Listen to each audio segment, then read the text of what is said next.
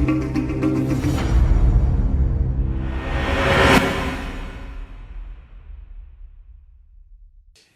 reste électoral, nous en parlons dans toutes ses facettes. Madame et monsieur, bienvenue dans ce nouveau numéro de votre magazine, axé sur l'actualité, mais une émission qui sera tout à fait bilingue, question d'atteindre toutes les couches de la population, vu l'importance des sujets qui seront abordés ici. Alors nous avons ce réel plaisir de recevoir pour sa première participation dans Élie qui reçoit M. Jean-Baptiste Thibault, qui se trouve être directeur de communication de la CENI. Bonjour mon directeur, bienvenue. Bonjour, merci beaucoup. Alors d'entrée de jeu, ce n'est pas un secret du commissionnel.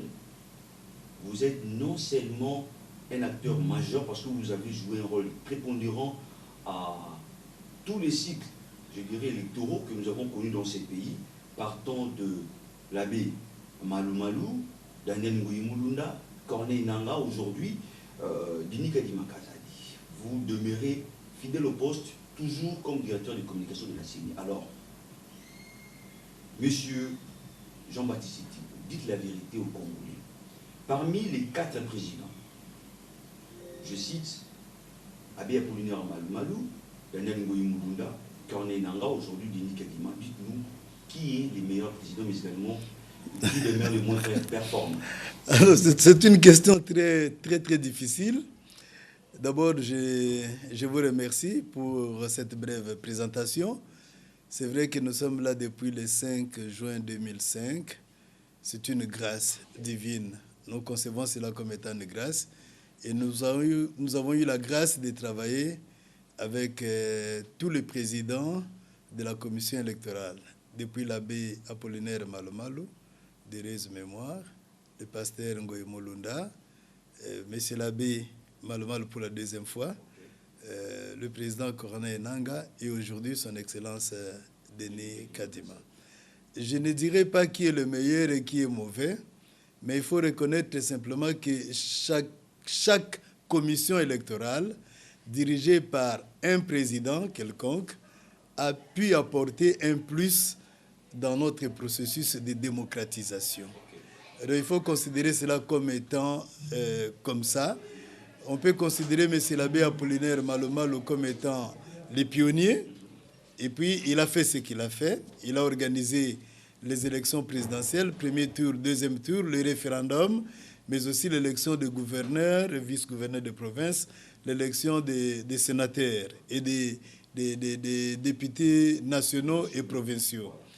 Le pasteur est arrivé, pasteur Ngoyi Mulunda, en peu de temps d'ailleurs, il faut le rappeler, hein, il n'a pas eu beaucoup de temps, il a su organiser l'élection présidentielle à un seul tour, couplé à l'élection des députés nationaux.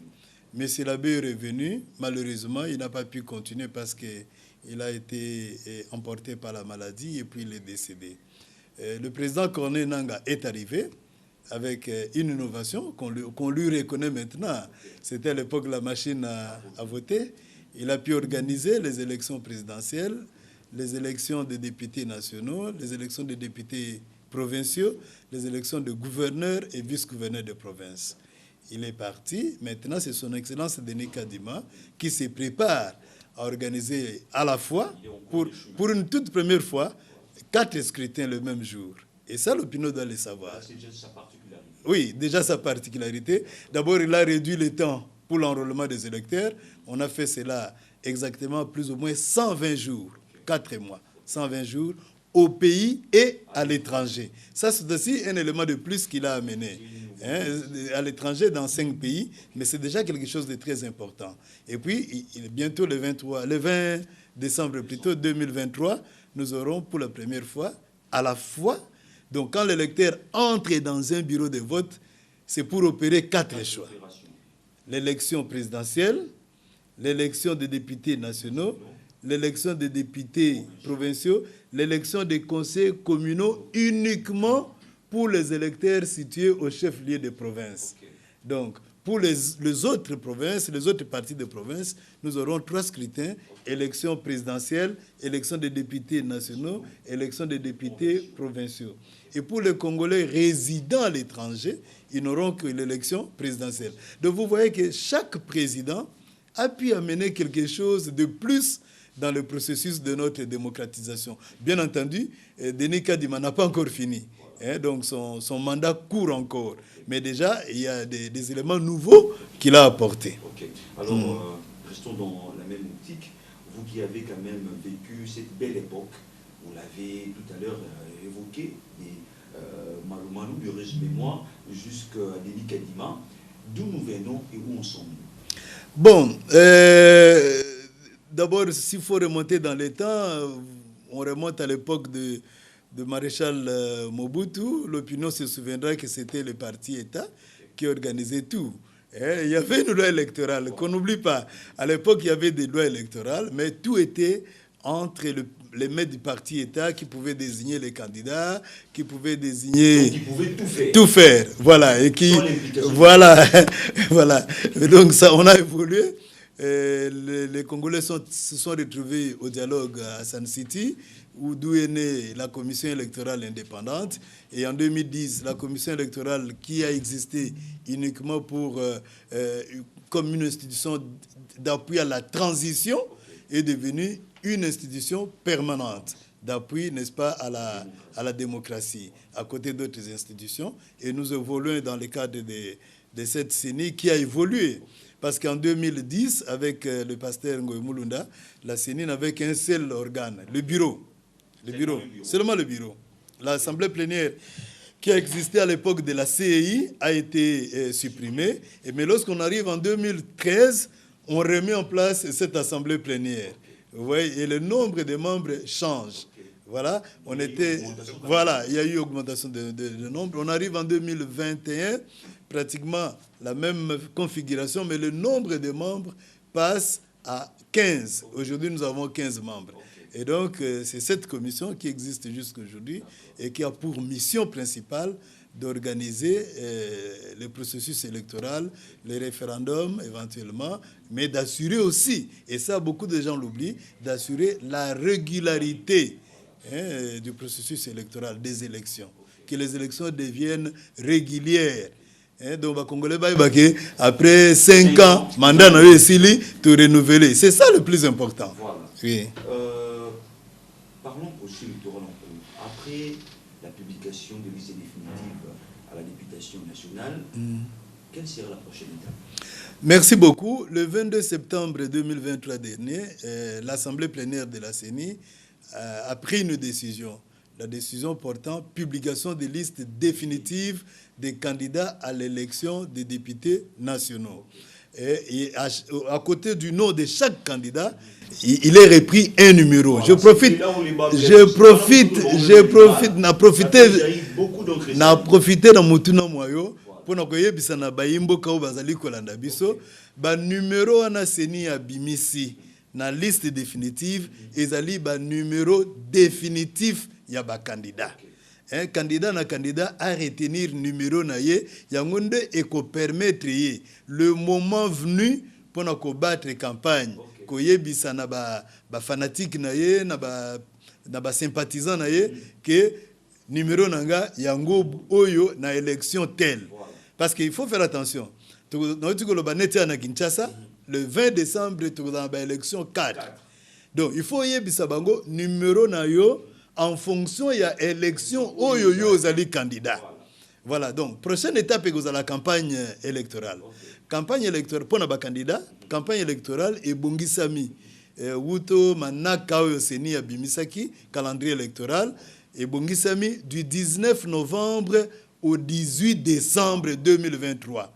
Mais mawa mingi komona ke ezana ba réseaux sociaux, ezana ba balabala, on dirait que comme déjà na campagne. La publication liste définitive ba numéro ana comme déjà objet à campagne. Non, tozali na campagne te ndeko tika na yebisa yo. Article 80 ya loi électorale et pekisi o babengi dans le poto campagne électorale précoce. Pe article ana 80 ce qui otangi yango et prévoir ba amende. Moto azali ko se livrer na campagne électorale précoce bien avant la campagne. Bien avant campagne bakoki kokangaye akofuta amende ezali kovarier entre 200 000 francs na 2 millions de francs congolais. Donc ezali occasion ya kosenga na bayo bazali compétent ya kolukaka ba infraction, baluka ba infraction, bakanga batu wana parce que badako se livrer déjà na une campagne précoce. Campagne électorale, je le répète, d'après le calendrier, et conformément au calendrier plutôt rendu public par la CENI depuis le 26 novembre 2022, la campagne électorale est prévue du 19 novembre au 18 décembre 2023. Voilà. Alors il y a aussi une nuance, mon directeur. Là, il faut aussi en parler. Justement, il y a d'autres candidats où on va postuler au niveau élevé. L'histoire de Bobimi, il y a des candidats députés nationaux. Mais les mêmes candidats, à quel temps ils sont postés sur le niveau provincial. Donc, pour le niveau provincial,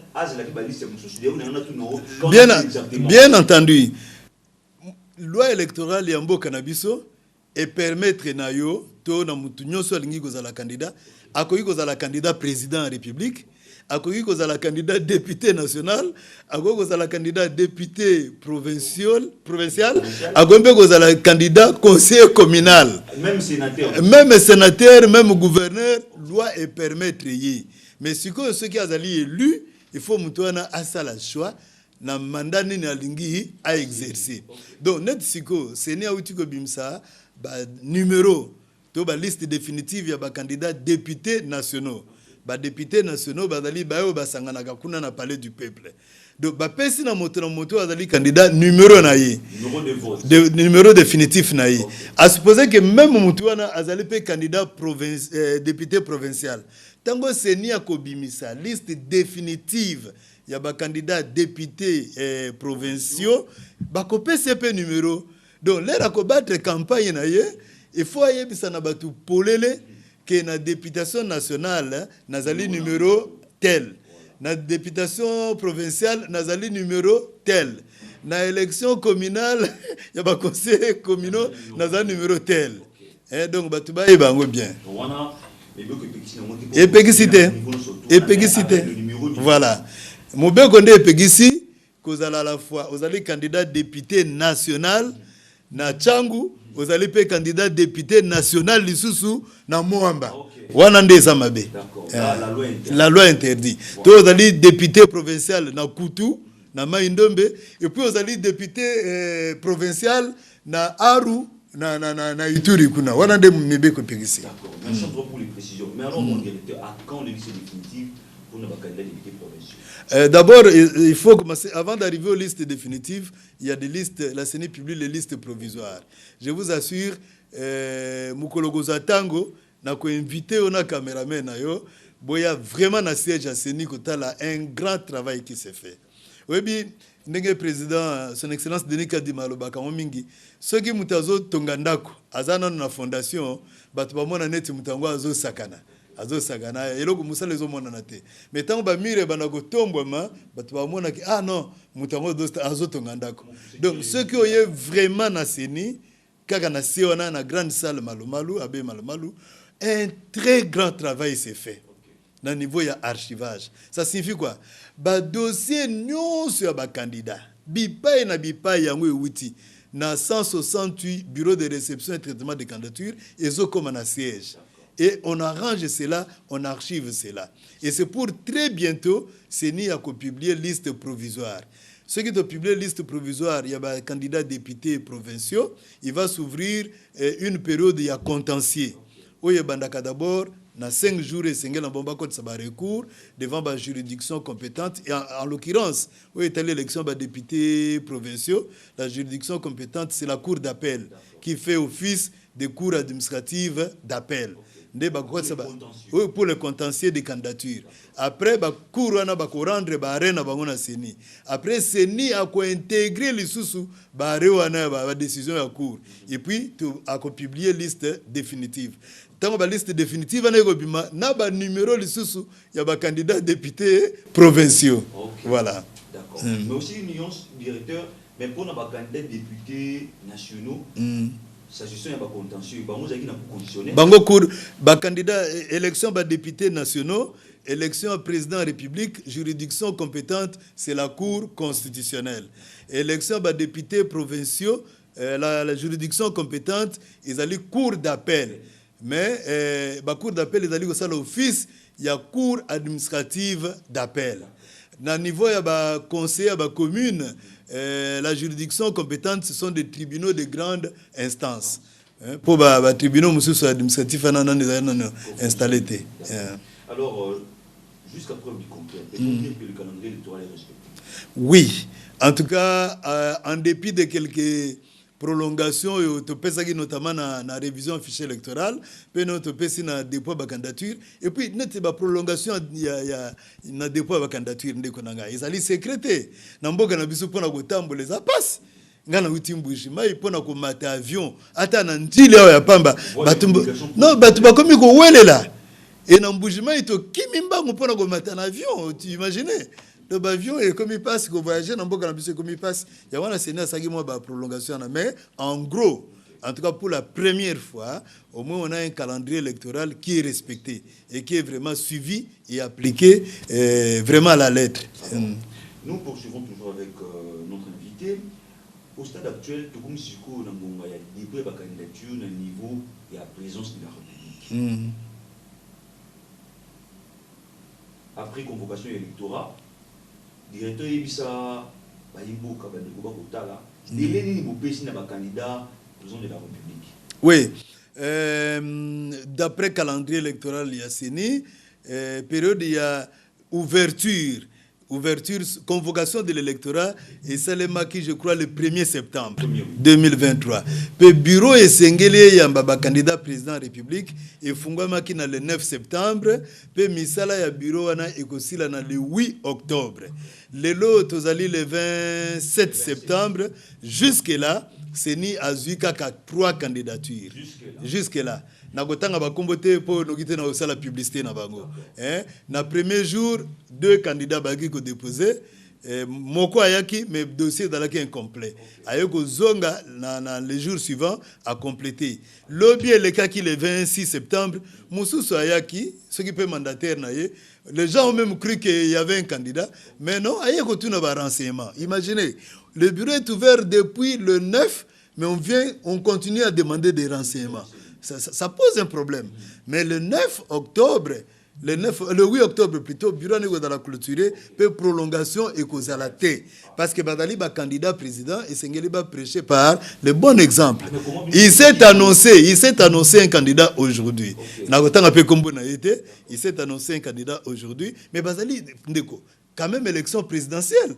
Donc, Moutou Alingaza, la président de la République, il faut milengue là. Donc, le 8 octobre, Ndeko Kadima, le Biango Polile, président Séni, qui est prolongation et causala T. Non, parce que au Moni Makambo Nyon Sotosali, il n'y a pas une grande contrainte légale. Mais la seule grande contrainte légale est une élection présidentielle.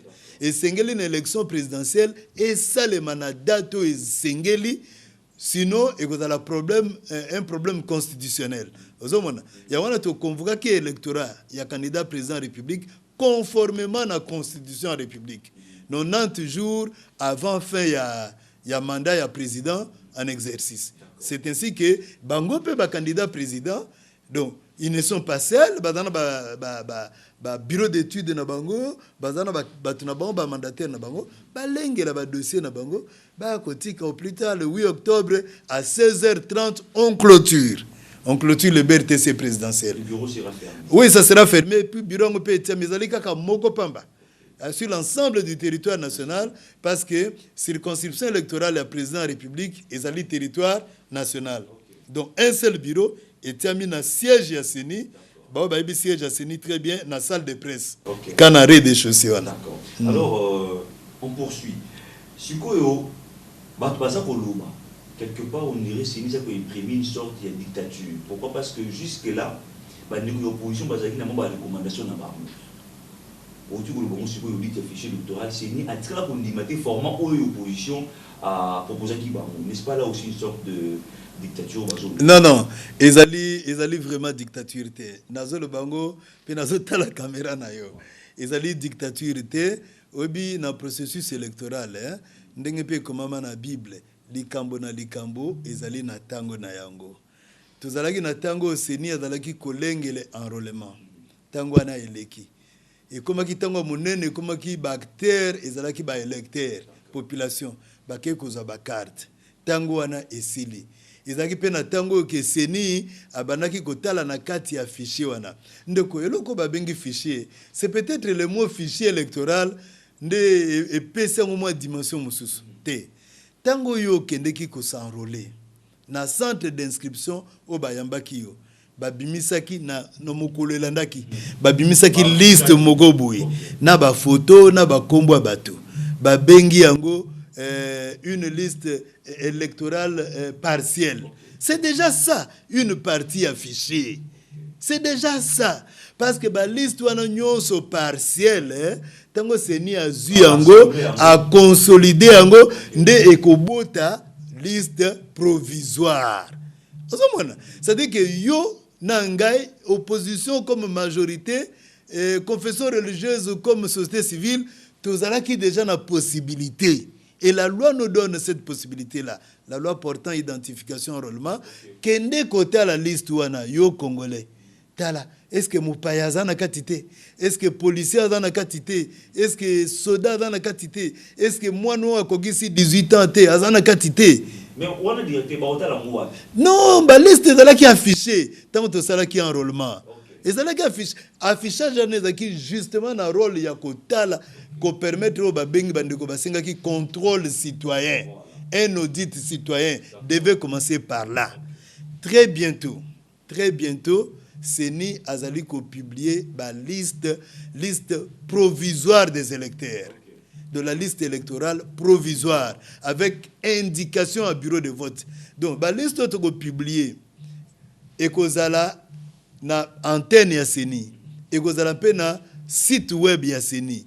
Elingi koloba yo pengai to kende na antenne na biso et pas wapi tozaki carte ya électeur enrôlement antenne ya Seni ezwami na bisika na to kende gotala ba liste wana est-ce que combo ezali to combo ezate c'est très important et au cas où combo ezali ce qui combo ezali te et que yo keite elingi koloba ke okovote te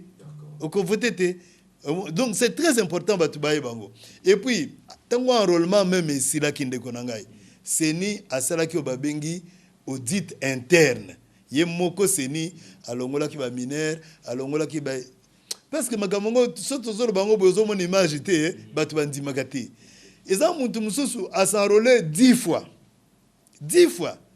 batu bakanisa ke da plaisir mais eza mabe au moins awa a changer chemise kuna la mais elongi na ye obita on de salaki enrôlement bazaki bisu ba bilongi bazaki misapi zomi bazaki pe bilembo na bisu na kati ya miso donc ozomona que c'est la même personne à s'enrôler par exemple na Kingasani à s'enrôler na Kimbanseke à qui s'enrôler na Kasangulu à s'enrôler na Kasavubu à s'enrôler partout. C'est avec quelle intention? Pour avoir ba carte belé peut-être mais le problème c'est quoi ndeko nangai tango bakobimisa ba liste provisoire ya ba électeur mutu andenge wana kombo na ye ekobima kaka na esika ya suka oyo yazwaki dernière carte d'électeur na ye donc na maboko na ye azana carte d'électeur par exemple 10 mais siko ayebite carte ya suka ezali wapi ozomona et même jour ya vote akende ko voter kaka esika oyo yazwaki carte ya suka mais siko soka ebe sika yango yazaki carte ya suka te okoyoka ona lobango lelo toali le 27 septembre vote ebongisami le 20 décembre okoyoka mukola vote batu mususu babanda koloba nazana carte mais kombo nanga ezate tuna yendeko ozaki ba carte boni parce que la loi permet à la Seni ya ko écraser ba enrôlement nyonso ya liboso pe ya ko garder simplement les derniers enrôlement mais siko yo ozaki ba carte zomi ozaki ba carte 20 dernier enrôlement na yo esalema ki wapi c'est ça le problème. Donc bon soka yena centre vote mukona ba reconnaître été alobate ke baboye ya voter pour ozaki ba carte belé et c'est là que nous voter quand siko yo ozaki carte ya suka. Donc il y a vraiment un problème réel où tu peux vivre. Pe batu mingi bako profiter nango tala Seni te tout le monde a la vérité azoki ba carte combien. OK. Alors, toujours le caractère inclusif, il y a processus électoral. Parce que, ça, il y a un directeur de communication, vous êtes la bouche autorisée, il y a ma question électorale. Le loyo, tant que ceux qui l'ont habité, tout l'ont habité, le la les années, tu vois comment on a déposé candidature. Sukoyo, les amis, mais toujours tout. Est-ce qu'on a une inclusivité au réseau du Kama, na parti surtout. Dès qu'on fait le PSA qui est là, dès qu'on a surtout, les candidats députés provinciaux, nationaux, va déposer la candidature dans le bon, ce qui a été déposé, est-ce que c'est ni au nom d'inclusivité à cause de la largeté des fils qu'on font la BRTC pour que les découvrir pour déposer la candidature là-bas? Non. Bon, pour nous tangiga kombo na ye. Bazé belete. Pour nous tangiga kombo na ye. FCCP. Bon. Non. Processus. Ndeko nanga zana expliquer na muke. Processus électoral en cours, ils allaient vraiment inclusif. Inclusivité, lingi kolobate était ceux qui ont de Charlie au boy, c'est-à-dire processus inclusif ils ont bomoté. En 2006, je crois, parti Mogobwe na autant nga komboté. Parti Mogobwe, bon li kamboté. Balba beke baboyaka. Mais tu connais qu'il y a une élection et c'était. Mais il fallait la boîte de l'Iga. C'est ça aussi. Non. Yo le but c'est qui a payé ça qui bandeko, ba militant, ba tunaye, ba déposer ma candidature té, a boya, a payé ça qui. Il a payé boya té. Donc le problème c'est quoi? Il y a un temps pour chaque chose. Le bureau de réception et traitement des candidatures pour nous établir ba élection il y a ba députés nationaux. Ezalaki bipa nyonso na ba territoire ya République démocratique du Congo. Ce qui le loyo yo lobi seni afungola ba bureau ana lisusu pona ko permettre na ba lobi bandima kite le bandima bango elingi koloba il faut ko bimisa ko fungola ba bureau ana sur l'ensemble du territoire national, ko remettre en place tous les dispositifs qu'on fout à l'issue batuwa na mbongo, qu'on transporter matériel et kende et qu'on a l'issue pli et zonga na Kinshasa, on reprend à zéro. C'est difficile. C'est très difficile. C'est trop difficile même. Donc, trop difficile. Donc maintenant, bande kwa na nyonso, oyo ba déposaki ba candidature na bango na députation nationale te, encore faudra-t-il vérifier. Ce que tali bien na ba liste à Seni na kombo ya parti oyo tangiana okomona pe bandeko mususu ba déposer ba candidature. Ah, je te dis la vérité. Ngai na kendeki na tamboli, nga na tamboli na 11 territoires sur 12. Et c'est que ba BRTC ezwami na Congo central et on a vu des noms. Je suis allé jusqu'à Tchela sauf na komaga luosité. Partout, je dis bien, ba kimvula partout. Kimvula ba itamaki na Kisantu. Donc parti a fallu mususu ba déposer na. Non, natangi kombo na été. Na bi batu mususu ba parti na bango lobi ki ba bwaki mais ba candidat na bango mususu bazwami. Peut-être na ba structure mususu mais bazwami. Donc au moment que c'est difficile ya couvrir. L'unique possibilité o etikali pona bango ndeko pas postuler na élection présidentielle bango nyonso. Va postuler. Mais on est en démocratie, on est libre, non? Parce que le leader a payé ça qui va déposer dans la députation nationale. Mais le leader est Mwandimi a postulé dans la présidentielle. Donc moi qui a privé batu na mususu na droit na bango, mais batu na ceux qui peuvent dans le droit na bango balinko exercer yango. J'ai dit l'unique possibilité est tigali pour na bango, pas postuler dans la présidentielle. C'est bon, ça n'a pas caution. Non, mais non, caution dans les Camboya Moutouye, mon côté 160 millions de francs congolais. Au gros, ça l'ansi insani de to mesana na quartier to na ndengeni. Voilà. Non, c'est ni atiki Moutouté. Parce que tango c'est ni a fungola ki ba bureau de réception et traitement de candidature, c'est ni a lobaki te que bino ba mususu guna boya te. C'est na lobaki ante. Oh, c'est na lobi o ya lingia za la candidat. D'abord, au moins quelque chose de différent qui a été fait cette année. Avant convocation de chaque électorat, l'anda bien, c'est ni abimisaka communiquer pour la condition d'éligibilité, na ba cas d'inéligibilité pour chaque scrutin. Okay. Alors, tant qu'on va convoquer, ça signifie que les Congolais avaient déjà l'information et que quiconque se sentait à l'aise, qui remplissait les conditions, pouvait venir déposer son dossier de candidature. Les bureaux sont restés ouverts. Et on a même prolongé. On a prolongé, je crois, de 15 jours. Et après, tu as prolongé de 7 jours. Voilà. Donc ça signifie que, pourquoi on prolongeait? Non seulement pour nous permettre de difficulté de déposer, mais aussi ceux qui hésitaient. Ceux qui hésitaient, pendant ce temps-là. Mais voilà. Nous allons évoquer maintenant l'aspect technique. Parce que, en tout cas, il y a un peu des sous-questions, mais qui sont malais. Mais là, la qualité de carte d'électeur, mais l'autre monde est basé sur ce qu'on mis aux yeux allumettes, c'est comme le réseau monde comme c'est le cas, que la figure n'est plus visible, le nom n'est plus lisible. Est-ce que c'est non. Je conseille vraiment à Bazali Kolanda Biso Basala Yangote.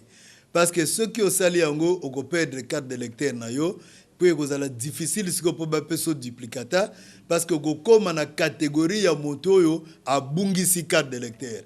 Or, avec la carte d'électeur, oyo komi illisible, photo zo monanate, ba écrit zo monanate, vous avez la possibilité de kende directement dans l'antenne ya seni et pas wapi ozaki carte na yo, pe ba pesi o carte mususu.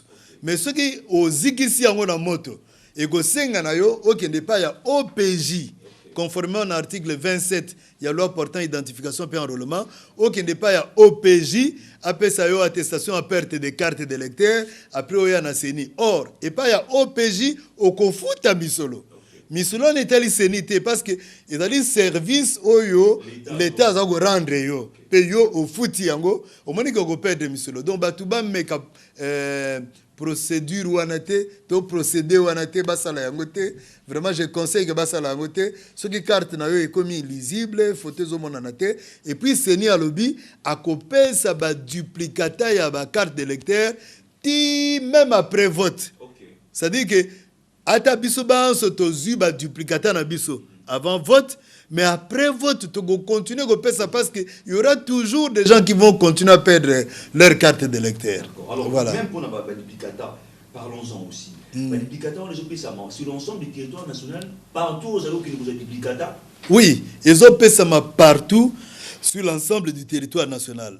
Mais à la seule différence, duplicata et la carte d'électeur, et moi, je vais condamner même Séni et dans Sénité. C'est la loi, mibe kwa mboka na biso. Ba député, ceux qui vous ponami vraiment bon mais kana ko tala mibe kwa na.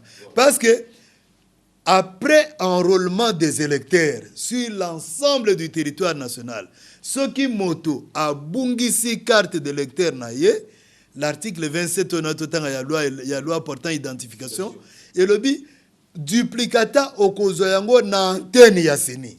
C'est-à-dire na bureau ya seni.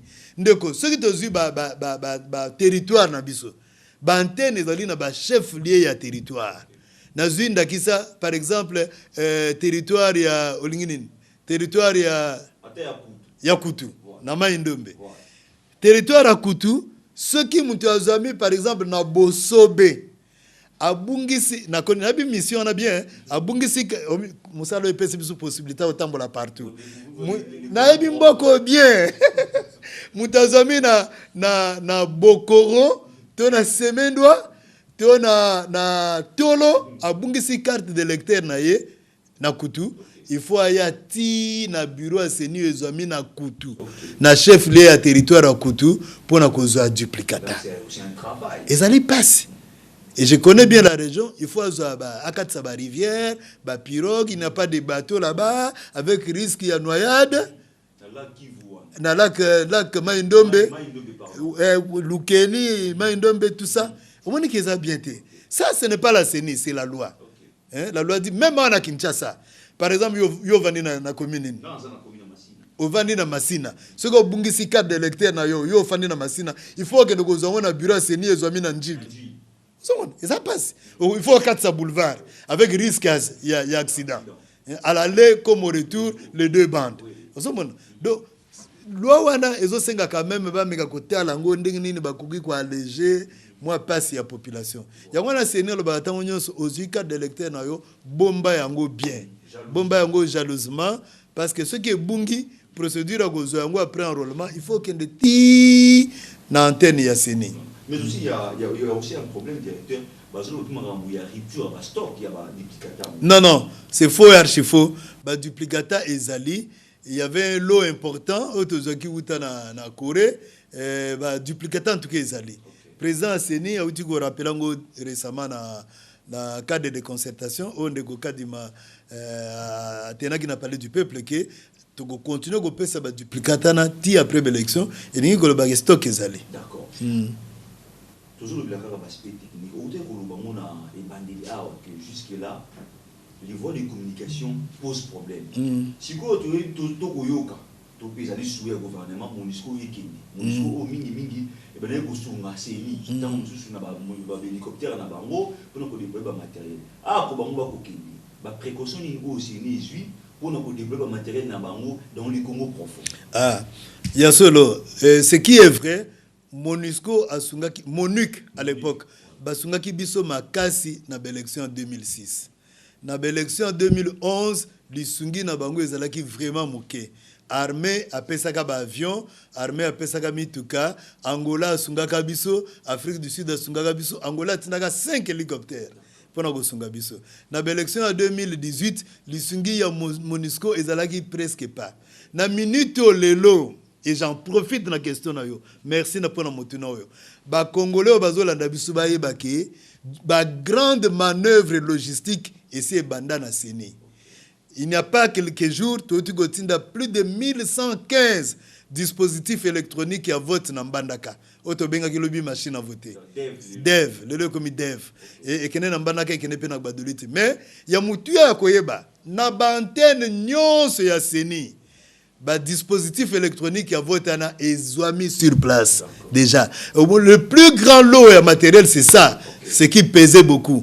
Machine à voter et mis déjà dans le territoire. Peut aussi là qui tester yango. Et là ceux qui logiciel batindi logiciel pour implémenter yango na machine là. Et ça là partout na bisika de tamboli devane ezali. Tozo zela siko isoloir. Tozo zela siko urne, tozo zela encre, o batela la biso na misapi, tozo zela pe kit bureautique, oui ça les magas. Là ça ne représente pas grande chose, donc le plus important est déjà en place. Mais est-ce qu'au stade actuel, est-ce que déjà CENI a passé comment il y a bulletin de vote parce que c'est son là il faut répondre ça les manquants parce que jusque là bulletin on a le yad. Non. Na ce qui reste quincaillerie électorale wana notamment na ba bulletin. Oui que bulletin baloyo ezana ba bulletin ezali moko kaka. Hein? Bulletin à vote ezali moko mais na moko wana tozana biteni minei. Biteni minei. Pour na bato bazami na ba chef lia ba province ba ko voter mbala 4 au koti mbala mona bureau mais pona ko pona mbala minei. Hein ko kota mbala moko mais ko pona mbala minei. Bato bazami na ba bisuko ezali chef lia province était ba ko pona mbala misato. Bande ko na biso bazami na mboka ba paya ba ko pona mbala moko. C'est ça. Donc ba bulletin na ezo ya nango. Et ce qui n'a pas que na spécimen nana. Mais ce qui peut la question spécimen nawa, te bulletin vote les autres tambola déjà. Spécimen nana to komina simanango formation. On dirait tout le monde comme presque dans souka ya masou na biso, mais il y a plus ou moins deux petites questions oyo etikali, c'est-à-dire to yebi te makolmi to yumu to bangwa. Il y a quelques pays à l'étranger où on peut voter. Est-ce que vous vous rappelez les pays? Ezali Afrique du Sud, Belgique, France, Canada et États-Unis. Et ma ponomia na egosale mabobele na ba capitale ya bambokana parce que tokende ko enrôler kaka na bisika wana. Donc élection egosale makana ba capitale wana. Ba bureau à vote go tia makuna. Egosala bongo kaka ba congolais o bazalaki déjà enrôlé kuna nde bango batu bakosala kuna. Ah non, bato bo recruter, zaka bato bazaki kuna nde bakosala kuna. Peut-être si ba superviseur bako uta Kinshasa, mais principalement bato na enrôlement. Kaka bato kuna bato basala giti. Ba congolais kuna. Oui, donc pour la première fois bako participer à l'élection présidentielle, ba résultat na bango bako compiler par pays par bureau de vote egozama, à supposer par exemple dans Washington, ceux qui battent 2 ou 3 bureaux de vote, bah compiler les résultats bah kotindango awa. C'est-à-dire non seulement électroniquement, mais aussi bah copie bah PV physique. Il faut y avoir parce que la loi impose également que ça soit des PV physiques. Okay. Mais oui, non, bah vieux Zali. Mais qu'on a besoin de tibisité. Le même jour, on va voter. Et quand on appelle le même jour, on va voter. Aussi, dans le bureau de vote, le résultat que vous allez afficher. Donc, le président Seni, de moi, Denika Dima, a 5 dans le parti politique, il y a des témoins partout. Les observateurs nationaux, ils sont là partout. Journalistes, bien ne peut pas tambola na bisika nyos. Bon za la ka na villa na Kinshasa te. Boke ne partout, na ba haru, na ba lupata pata, boka na nyos pour la gotala. Voilà. Le dernier aspect, c'est l'aspect financier. Est-ce que, directeur Jean-Baptiste, vous pouvez avoir la mobilité de dire au Congolais aujourd'hui si la CENI souffre des problèmes financiers ou pas? Bon, oui, bah élection na biso, ndenge tozo salango. Financement est à 100% gouvernement congolais. Et ceux qui misolo zangi, moi namboka Denika Dima akoya pona koyeb sabine ke misolo ezangi. Mais jusqu'à aujourd'hui, tout ce que nous faisons, tout ce que fait la CENI, c'est grâce au financement du gouvernement congolais. Et c'est une question de souveraineté. Donc, au jour d'aujourd'hui, il n'y a pas un problème de financement. Contrairement à l'Union sur les réseaux sociaux, c'est malheureux que quelqu'un qui a assisté à ces cadres de concertation n'ait pas bien compris le message de la CENI. Vraiment, c'est trop triste. Et c'est trop triste. Donc, il n'y a pas un problème de financement. C'est le gouvernement qui a la charge de financer notre processus électoral. Mais il y a un petit souci parce que la déclaration de la province que les gens vont travailler qui n'a opération, il y a un enrôlement jusqu'à preuve du contraire, ils ne sont pas payés. C'est faux, archi faux. C'est faux et archi faux. La CENI actuelle n'a pas de dette. La CENI actuelle peut avoir quelques dettes dans l'entrepôt. Il y a une accumulation de dettes au bureau précédent étika. Oui, bureau, oui, éthique, entrepôt. Si quoi donner cas de mazo futaka yango. Il faut dire les choses vraies. Il y a des endroits où il y a des dettes dans l'entrepôt, mais des cas de mazo futaka yango. Mais les dettes là, c'est pas sous la gestion du. Non. C'est-à-dire que la gestion il y a cas de mabato, basala qui na enrôlement, bazu bambongo na bango. Sikasiko oyebengo ki to wuti ko recruter batu. To wuti ko recruter batu. Déjà formation, cascade de formation, ils allaient en cours et ces bandits. Ce que Siko, na centre catholique Caritas, au moins na batu aseni, bazala bazo za formation. Le 1er octobre, formation na ko s'étendre. Ti bato ba la former ba kokende ko kutana na ba matériel na étape ya suka. Donc, dev, kit wana nyonso, bulletin de vote, tant que basile sa formation, koutani nango une étape ya suka, montana muta zu matériel na ye, ake ko installer bureau de vote na ye. Au moins ndenge formation pas na biso salemaka. To bandaka boye na nombre muke, to bani muke ezo panzana ti e komi batu ebele, leur ba comme une étape ya suka, nde yango na ba ekutani na ba matériel. C'est-à-dire mouvement logistique ko salema quitte aux amis par exemple awana Kinshasa soit un entrepôt ya CENI obi kende ko kadi matungi entrepôt mo munene ya CENI ya munene puis moderne pour bengana ki CENI tena siège comme bâtiment na siège comme siko ya CENI CENI a sombiango to bana menacer biso to longwa non bâtiment na CENI siko comme bâtiment ya kota na kati ota la beauté nango to comme na bureau plutôt moins digne. Bureau qui togo dibanda misale zo continuer ba couleur tout mais entrepôt ndeko kadi matungi na kingabo tala munene pe ina ba dispositif kitoko po ba bengana biso na venir ya haut commandement donc net na Kinshasa ba go former ba na Kinshasa ti so formation ne bandi okoma na suka ba matériel on est dans entrepôt et banda go bima sigo na ba entrepôt pour ekende na ba école et sika ne to go tia ba bureau de vote de telle manière que so ba si formation pouf Moutazu matériel à qui installé et les jours suivants, 2 jours après, vote est bandé. Ah, mais confirmation au PC directeur, ça m'a donné lieu au oui. Question du Boussel l'actuel bureau a acheté le siège là. Immeuble et comme ici propriété privée, il y a commission électorale nationale indépendante. C'est ni azali sous locataire T. C'est ni à sombi yango pe yaka ko tala na kati ndeni bazo bongisango. Ah, t'es habité. Non, monsieur. C'est ni à sombi. C'est ni à sombi, c'est-à-dire qu'il y a un bon gouvernement république. Gouvernement PCI à sombi. Si vous avez un ministère de la Finance, vous avez un CENI, vous avez Sabino. Mais quand j'ai la gambon, si vous avez une question de CENI, vous avez Sabino. Mais le ministère de la Finance, c'était une manière pour la présidente de justifier les bambons. Non. Ce qui n'a pas ça, c'est Mbongo. À quoi vous avez mais à Zimbongo, le gouvernement, bah sombi immeuble. Pe na frais au pesa kabango ya fonctionnement to ya investissement bazali vraiment ko réhabiliter. C'est un bijou que Kadima va laisser à la commission électorale nationale indépendante. Quand tu as na salle malumalo, tu as le dispositif ba caméra ba nini tout ce que ouais comme une activité non monaka. C'est une salle qui n'a jamais été comme ça à l'époque de Malumalo lui-même. Non, à l'époque de M. l'abbé Apollinaire, c'était abandonné. Ngoye Mulunda avait réhabilité cette salle-là. À Tiaki Kombo, salle du 28 novembre. Tango Ngoye Mulunda ke, salle bandaki ko beba. Président Nangaye, tozu ba panya seni, to couvrir bisika mususu. Mais na simezaki déjà ko beba. Et c'est ka ba panya nezalaki. Alors président Nangaye a changé Kombo.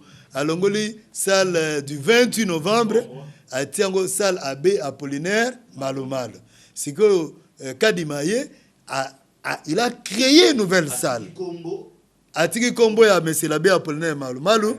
Atie ba photo ya ba président nyonso badalaki avant ye. Kobana abbé Malumalo, pasteur Ngoye Mulunda, président Corneille Nanga, na Yembogo Kadima. Abongisi nyonso wana. Et non seulement ça, siko to ba archive comme kitoko golegana ba bureau na biso. Donc na sewana na sous-sol. Ba archive ya seni et bongi.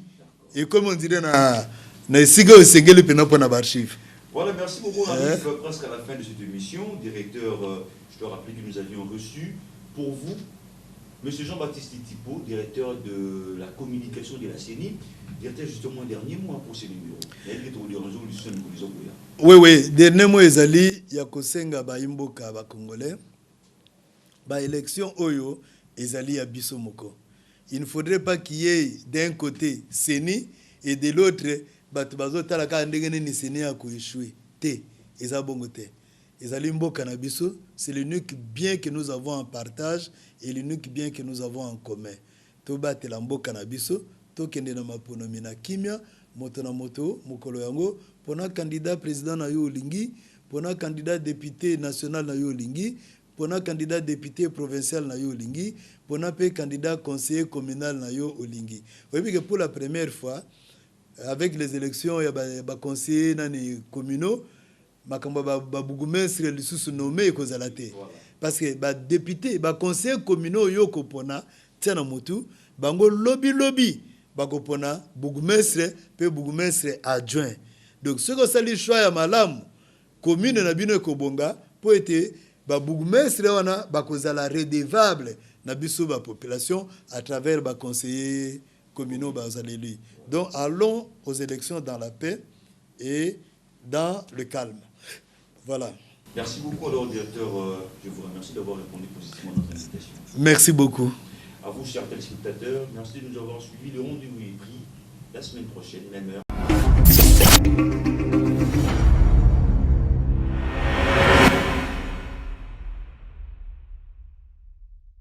Il reste